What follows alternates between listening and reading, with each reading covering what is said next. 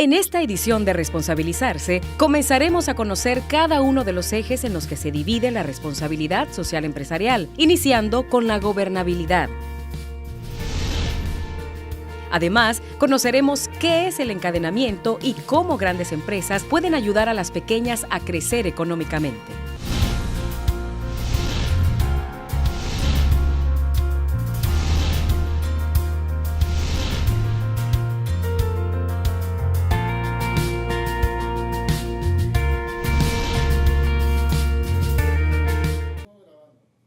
Una nueva edición de Responsabilizarse y qué gusto saber que usted nos acompaña. Les saluda Mario Rueda y los invito a que se quede con nosotros en estos próximos 30 minutos porque comenzaremos a analizar cada uno de los ejes de la responsabilidad social empresarial, iniciando por gobernabilidad. Es posible que muchas personas crean que gobernabilidad se refiere a políticas públicas, ya que lo pueden confundir con el gobierno de un país. Sin embargo, se refiere a la estructura de la empresa. Veamos más información a continuación.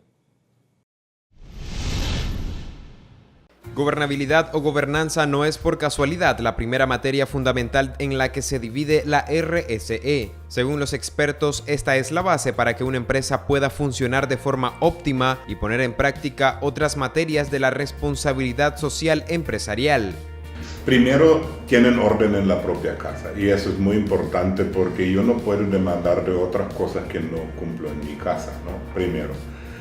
Segundo, si estamos hablando de posibles inversionistas que buscan contacto con empresas a nivel nacional, van a buscar empresas ordenadas, van a buscar empresas que tienen sus regímenes definidos, que tienen orden. Bueno, es que la gobernanza es en sí cómo está estructurada la empresa, cómo se bajan las indicaciones, cómo se bajan los objetivos y por ende cómo cada área se coordina entre sí para relacionarse.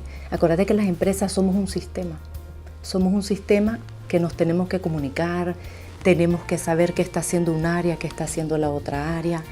Esta materia sugiere a las compañías crear un gobierno a lo interno de la empresa que permita ordenar a los colaboradores en cada área y distribuir de forma equitativa el trabajo, iniciando por la inscripción formal del negocio ante las autoridades competentes para posteriormente crear una misión y visión como empresa y manuales de comportamiento para los colaboradores. Hay un montón de manuales también que se tienen que elaborar, políticas que se tienen que definir. Todo eso es interno, es un régimen que tiene que ser ordenado por la empresa para se puede garantizar la vida interna de la empresa. Dentro de la gobernanza está nuestro código de conducta.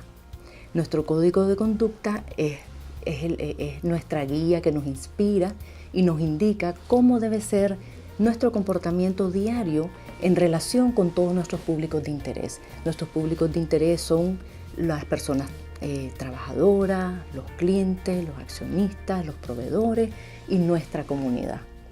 Estos lineamientos incluso reducen las posibilidades de que se registren actos de corrupción a lo interno de la empresa. En compañías como Telefónica, la gobernanza es el nervio principal para que la empresa avance en las metas propuestas por los directores de la compañía, ya que los beneficios que ofrece la creación de un gobierno corporativo son múltiples.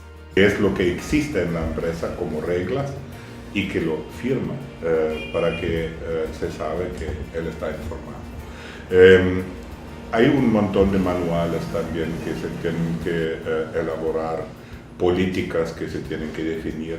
Todo eso es interno, es un régimen que tiene que ser ordenado por la empresa para se puede garantizar la vida interna de la empresa. Yo creo que nosotros hemos tenido una buena experiencia en el proyecto que hemos realizado con el BID, ahora el proyecto de fortalecimiento de empresas pymes en la cadena de valor de empresas grandes. La norma ISO 26000 que plantea los lineamientos que debe tener una empresa que practica la RSE contempla también que las compañías deben usar eficientemente los recursos financieros, naturales y humanos. establecer canales de comunicación en 2 direcciones con sus partes interesadas, llámese colaboradores, clientes o proveedores, con el objetivo de identificar áreas de acuerdo o desacuerdo y buscar soluciones. Asimismo, promover la participación eficaz de todos los empleados en las actividades de la empresa relacionadas con la responsabilidad social. Esto incluye prácticas comunes como el voluntariado. Organizaciones como Unirse a través de capacitaciones brindan las herramientas necesarias a las empresas, incluyendo las pymes, para que estructuren su gobierno corporativo. Allá en los pymes nos han dicho, claro que tenemos una idea que queremos hacer en la empresa. Sí tenían la idea, pero no tenían el documento. Entonces, y el proyecto les ha apoyado formalizar estas cosas y tener ahora sus políticas ya bien definidas, su visión también, que es parte interna. Los líderes de las empresas también tienen responsabilidades al momento de implementar la gobernanza, ya que la rendición de cuentas debe convertirse en una política de la empresa para motivar al resto del personal a practicar la transparencia en su trabajo. Y es ahí donde surge un último paso pero relevante llamado monitoreo. Se monitorea todo lo que tiene que ver con la responsabilidad social.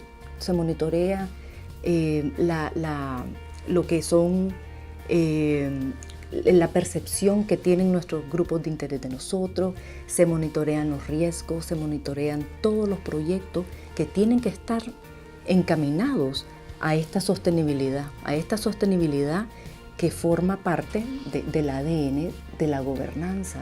Si no monitoras es como que no estás haciendo nada. Así como en un país existe un presidente, ministros y entes especializados en cada área que garantizan la bienandanza de un país, asimismo las empresas desde la más pequeña a la más grande deben crear una estructura organizacional que les permita cumplir con las metas propuestas. Muchas de las empresas en nuestro país nacen dentro del seno familiar, pero existe un problema cuando ya crecen. ¿Cómo diferenciar lo familiar con lo empresarial? Ese tema lo estaremos abordando al regresar de la pausa, que tendremos a un experto en nuestros estudios para debatir sobre este y otros temas relacionados a la gobernabilidad de las empresas. Quédese con nosotros.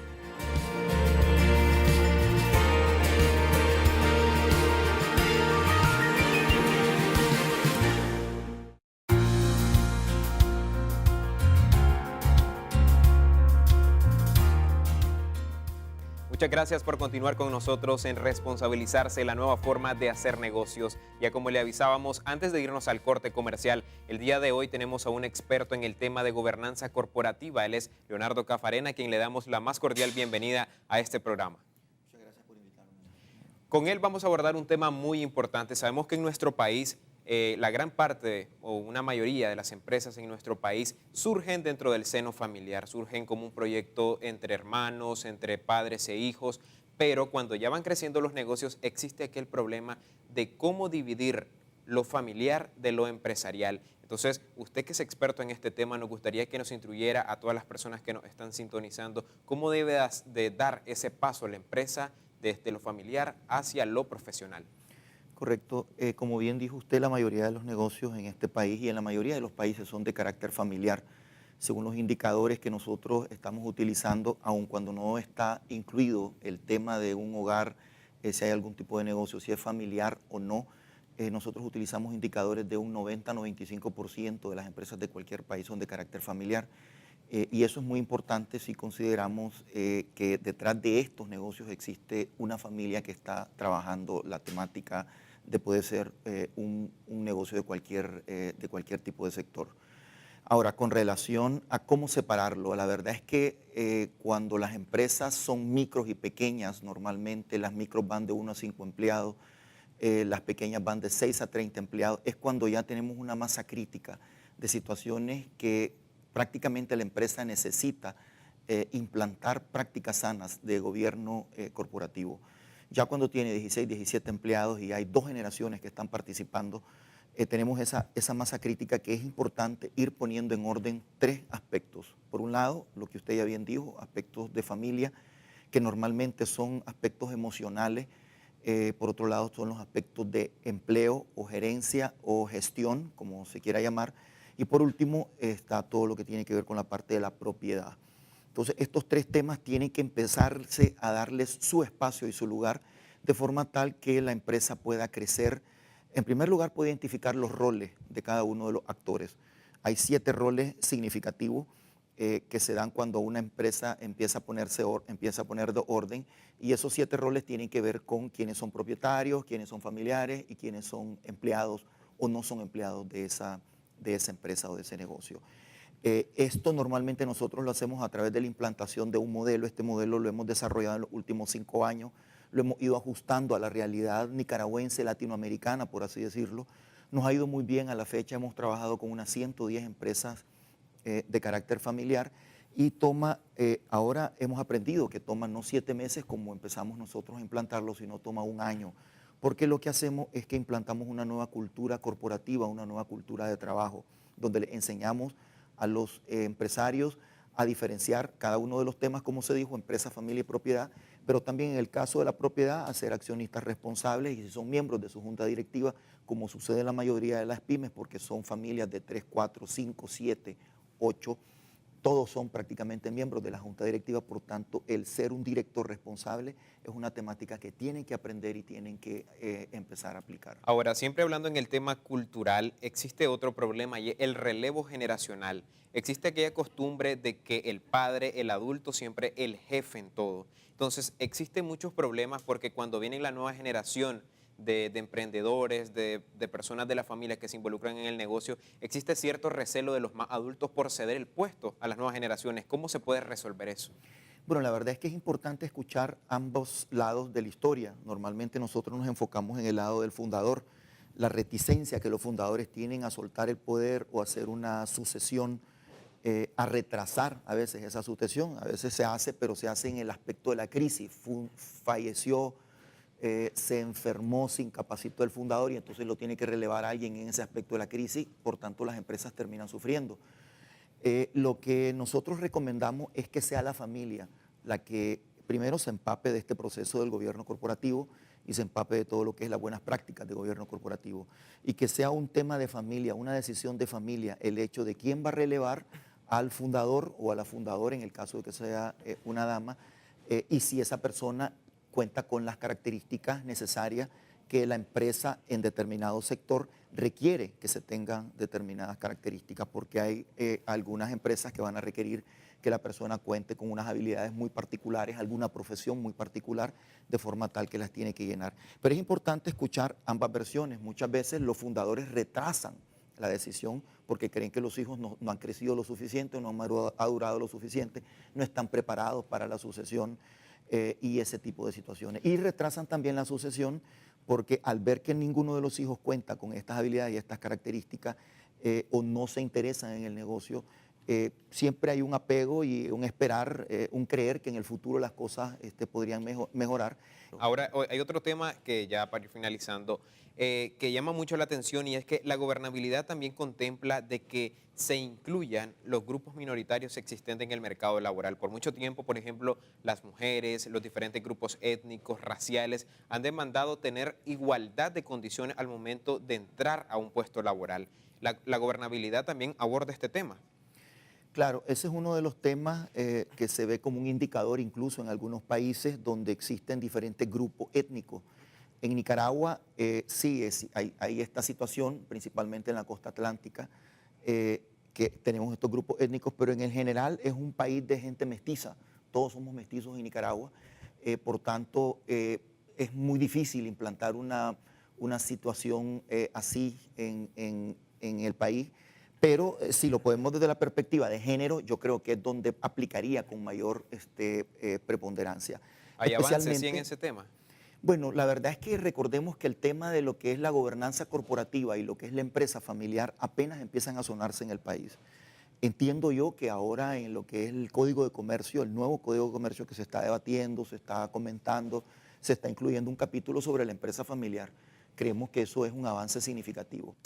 Muchas gracias, don Leonardo, por habernos acompañado. Efectivamente, esperamos que usted haya tomado nota sobre estas indicaciones que nos ha dado para poder diferenciar los problemas que existen en las empresas familiares y poder ordenarlo. Pero si usted no lo hizo, le invitamos a que visite nuestras redes sociales. En Facebook aparecemos como Responsabiliza RC, que estaremos compartiendo este y otros materiales. Vamos a ir a una pausa comercial, pero al regresar les vamos a hablar acerca del encadenamiento, pero no estamos hablando de esclavitud, sino cómo las empresas grandes apoyan a las pequeñas para que también puedan crecer en el ámbito económico. Ya regresamos.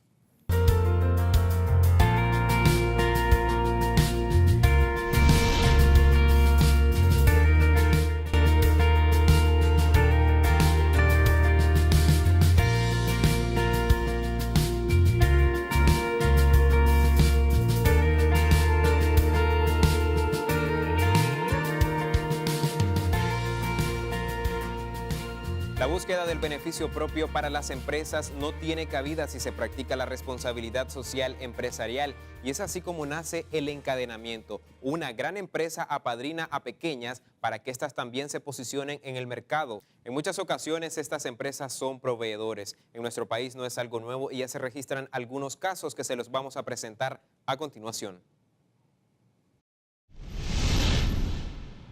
La antigua forma de hacer negocios contemplaba que toda empresa debía buscar un crecimiento económico sin importar lo que le ocurriera a sus competidores e incluso a sus proveedores. El encadenamiento o fortalecimiento de la cadena de valor promueve lo contrario. Grandes compañías como el Grupo Terra ya la implementan en el país.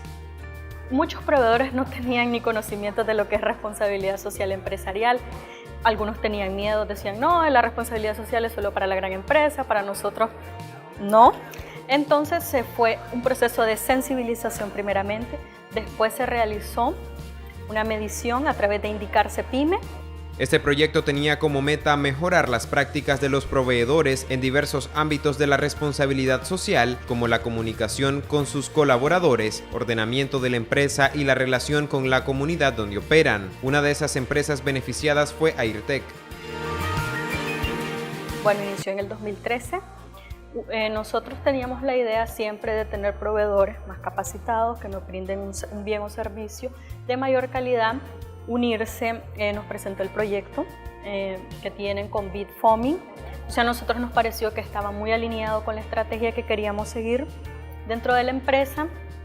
En 2013 se iniciaron los procesos de sensibilización dentro de la empresa para poder hacer una buena selección de los proveedores. Dentro de la parte del acompañamiento que nos hizo la UNO, pues estuvo el darnos las facilidades para una serie de capacitaciones que estaban relacionadas, por ejemplo, con el desarrollo de la estrategia empresarial, cómo desarrollar nuestros criterios de misión, visión, nuestros valores, y las perfilando.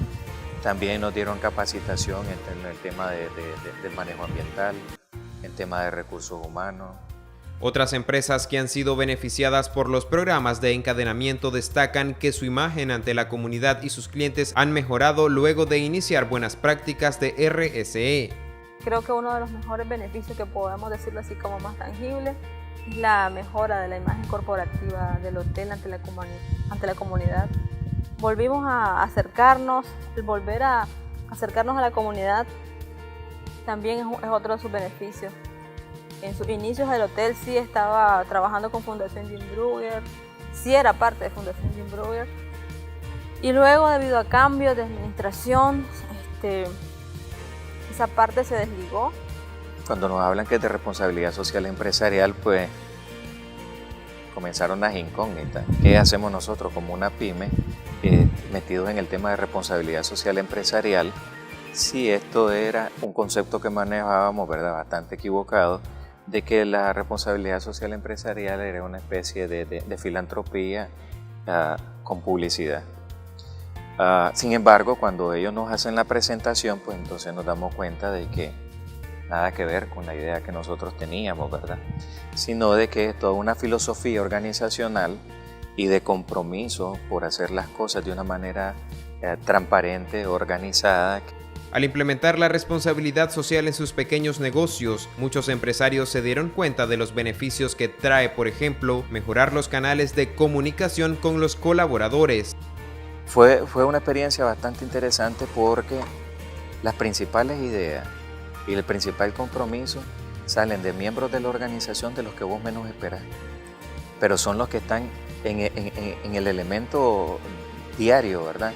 Y entonces ellos pueden tener, digamos, una propuesta que se te esté escapando de las manos cuando no estás en el día a día de esas actividades. Y ese ha sido el mejor aporte. Pero, ¿qué obtienen aquellas grandes empresas al apoyar a las pymes o sus proveedores? Consideramos que el bien y servicio recibido de nuestros proveedores sea de calidad, ya que nos aseguramos que ellos siguieron un proceso, ¿verdad?, para poder adaptarse y estar a la altura de cualquier empresa. 2, aprender también del proceso. Como gran empresa, invitamos a ciertas actividades a las pymes, nos involucramos más, tuvimos una relación de más cercanía, lo cual creo que también creó un impacto positivo en los demás colaboradores de la empresa.